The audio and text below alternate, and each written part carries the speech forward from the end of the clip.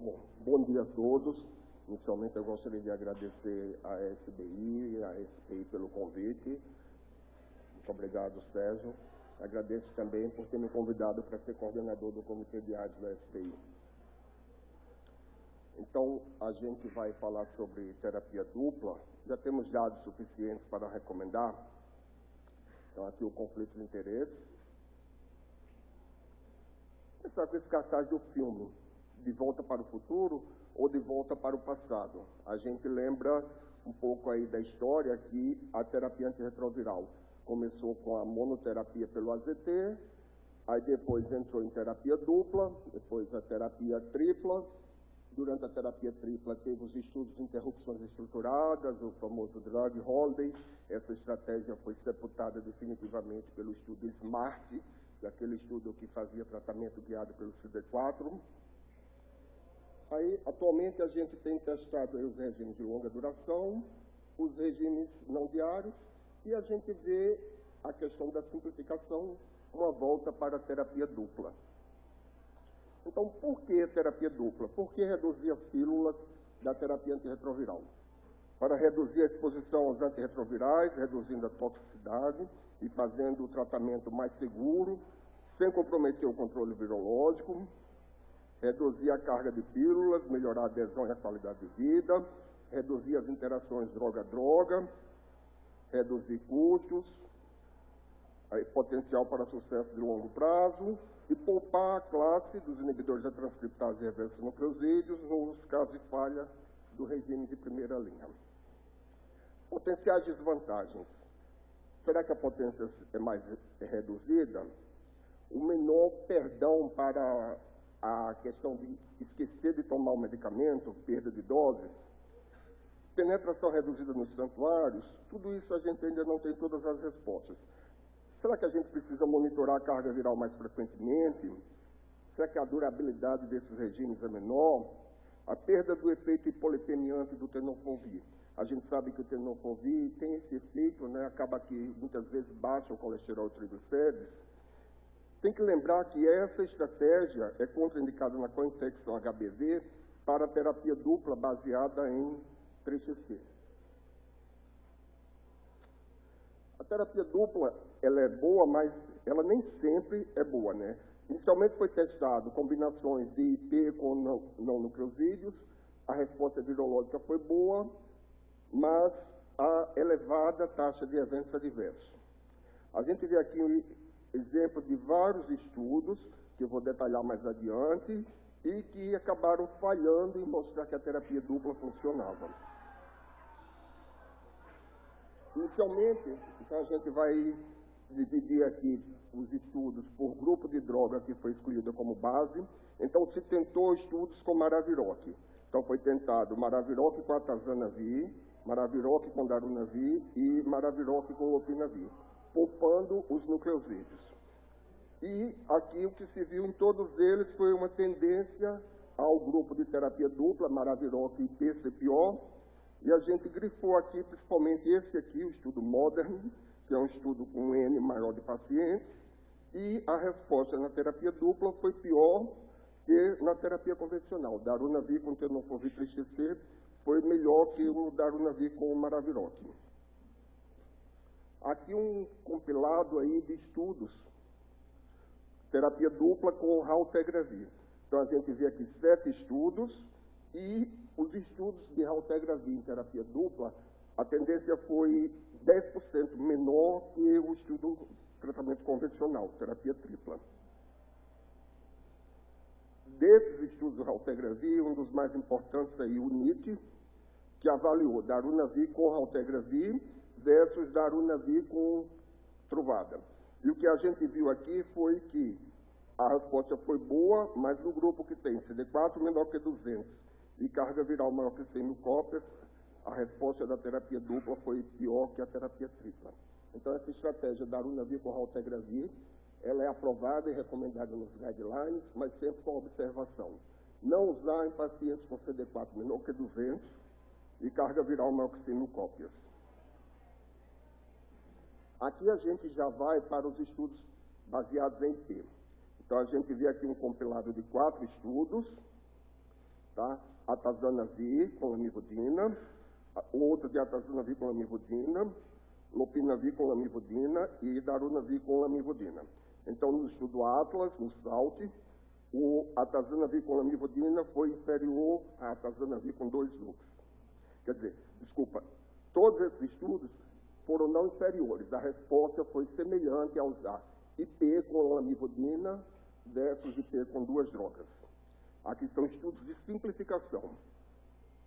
Como a gente pode ver aqui no gráfico de resposta, o SALT e o Atlas, que são do atazanavir, o DUAL, que é com darunavir, o OLE com lopinavir. Então, no total, os estudos de IPR com lamivudina foram não inferiores aos estudos de IP com 2 lux.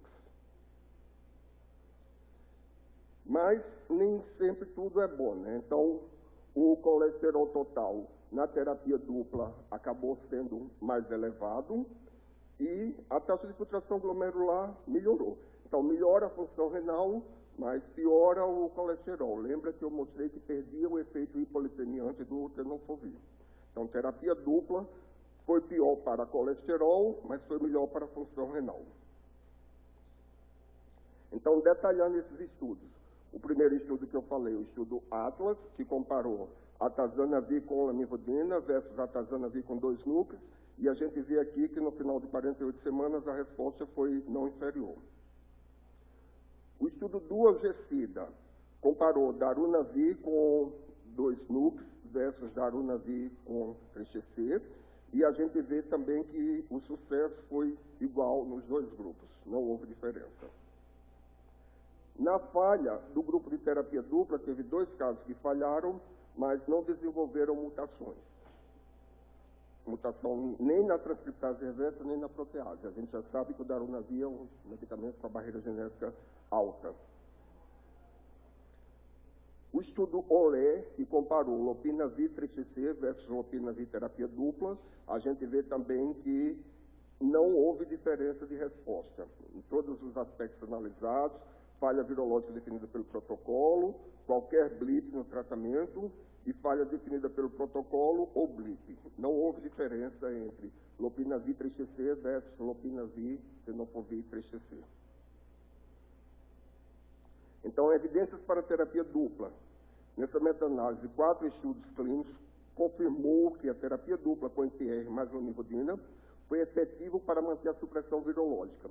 Em todos esses estudos, os pacientes, quando entraram, eles já estavam com carga viral indetectável.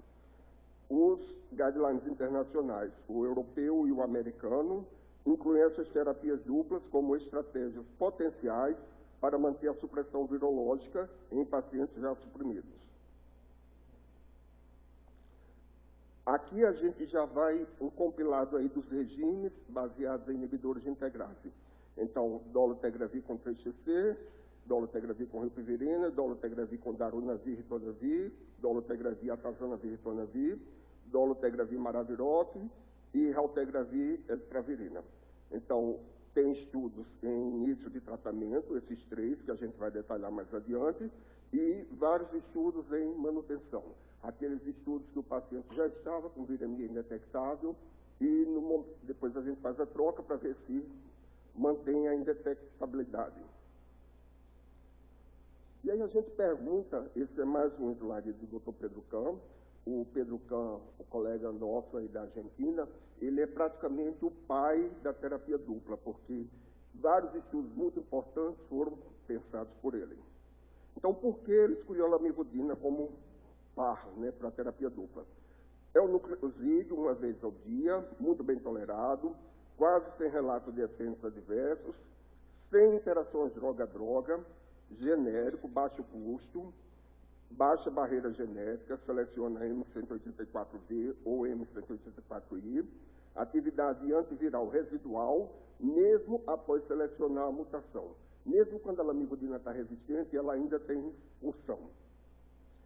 E a resistência à lamivudina aumenta a atividade antiviral do tenofovir e AZT.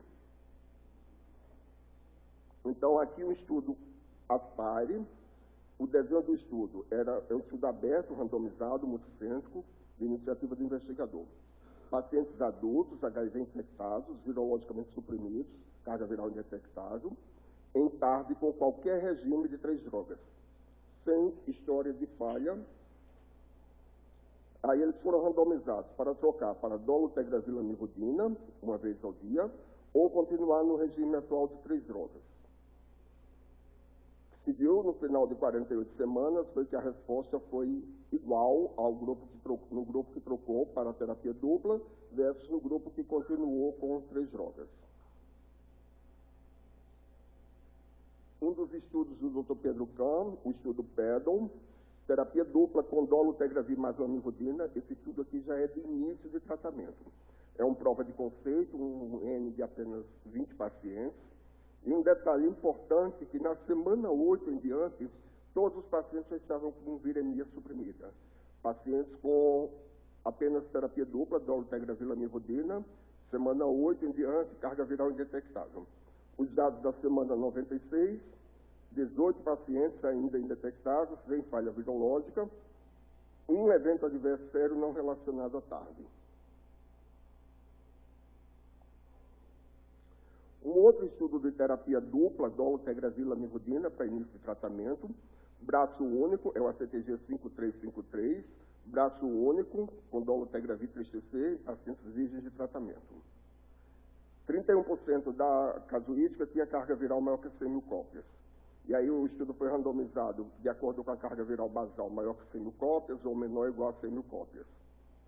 E 3 casos tiveram não sucesso. Então, em 120 pacientes, 3 não tiveram sucesso. E foi feita a análise de resistência nesses 3. Um deles teve mutações na integrase, a 263, conferindo resistência ao dolutegravir, e a M184V.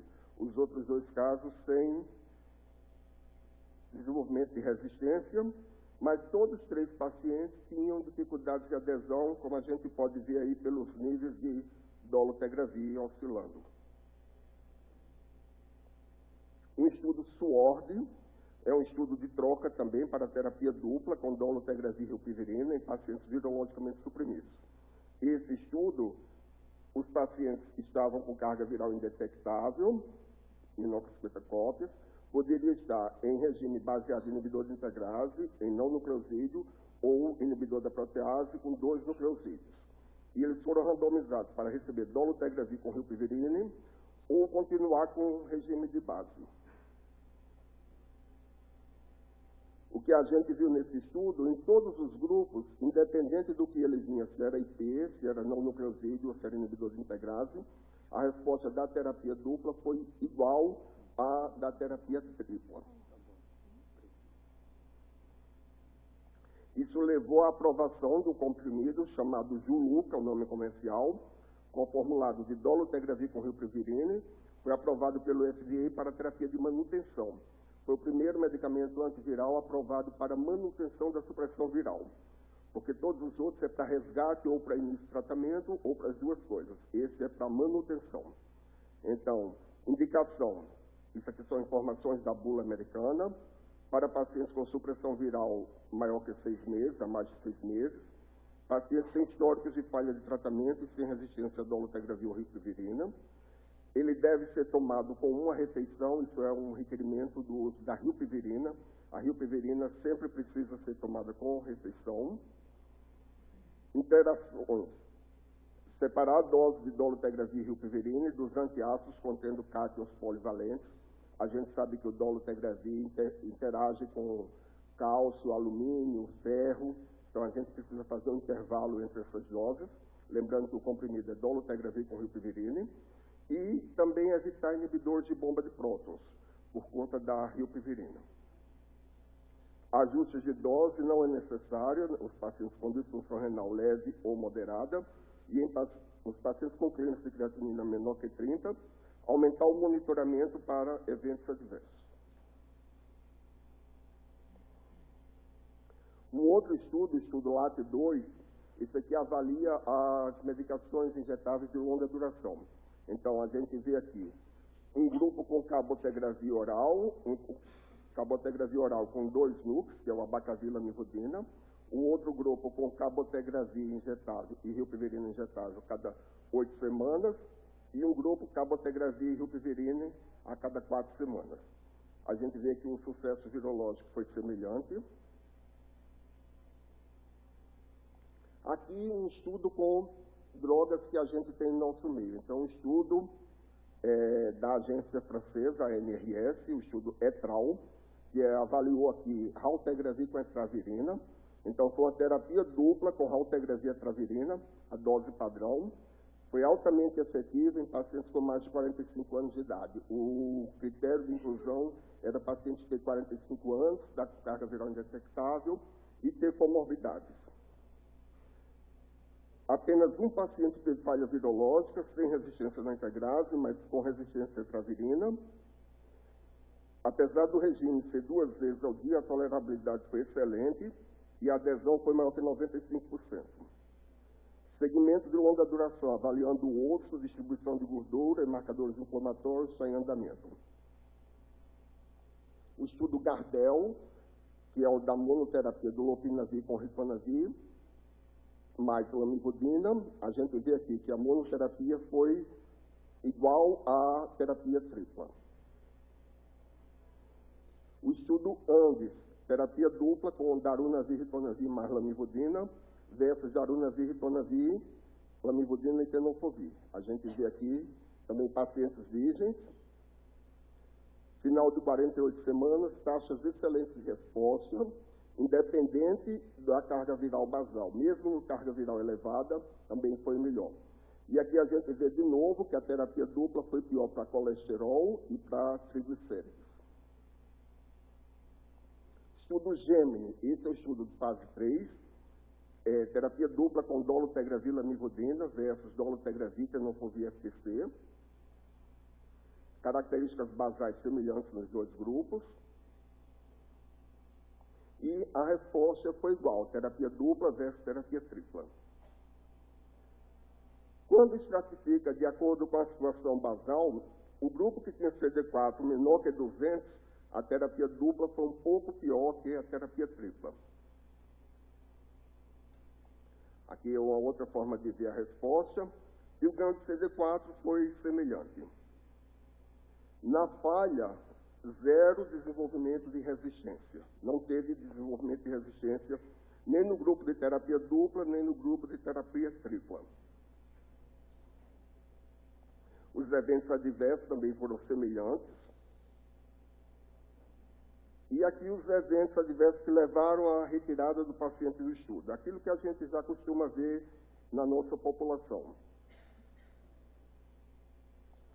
Nesse estudo, os biomarcadores renais e ósseos foram melhores no grupo de terapia dupla que no grupo de terapia tripla. Aqui, os marcadores ósseos. Conclusões desse estudo. Os resultados do estudo GEMINI 1 e 2 demonstraram eficácia virológica não inferior para terapia dupla com dolutegravir 3-TC versus terapia tripla com dolutegravir tenofovir FTC. Ambos foram associados com baixa retirada virológica, sem resistência, perfil de segurança semelhante, poucos eventos relacionados à droga. Como que os guidelines internacionais posicionam a terapia dupla? Então, indivíduos virgens entra aí no capítulo de outras condições. Lopinavir 3-TC, RAL com daruna ritona ou daruna cobre. E no guideline terapia dupla em pacientes suprimidos, né? No EAC e no DHHS, a gente vê que são alternativas.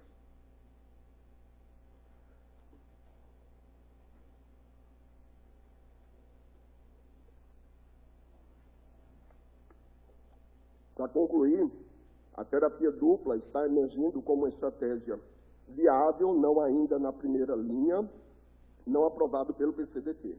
Então, no Brasil, isso é extremamente importante, o PCDT não aprova ainda. É uma estratégia possível em pacientes virologicamente suprimidos, pacientes sem falha virológica prévia e sem resistência a drogas, isso é super importante, A gente tem que olhar o histórico do paciente. Não dá para, o estudo Gemini teve 1.200 pacientes, a resposta foi igual, terapia dupla, dolutegravir PCC versus dolutegravir tenofovir FTC. A gente tem que olhar o histórico do paciente. Paciente com falha prévia não pode. Era critério de exclusão nos estudos, né? Lembrando que o Gemini é para pacientes virgens de tratamento e sem resistência a drogas. Se tiver com infecção com hepatite B, a gente sabe que o tenofovir aí é super importante no tratamento da hepatite B. Então, se tiver com infecção com hepatite B e a gente precisar fazer a terapia dupla para manejo de alguma toxicidade, a gente deve associar um medicamento potente aí para hepatite B, o entecavir.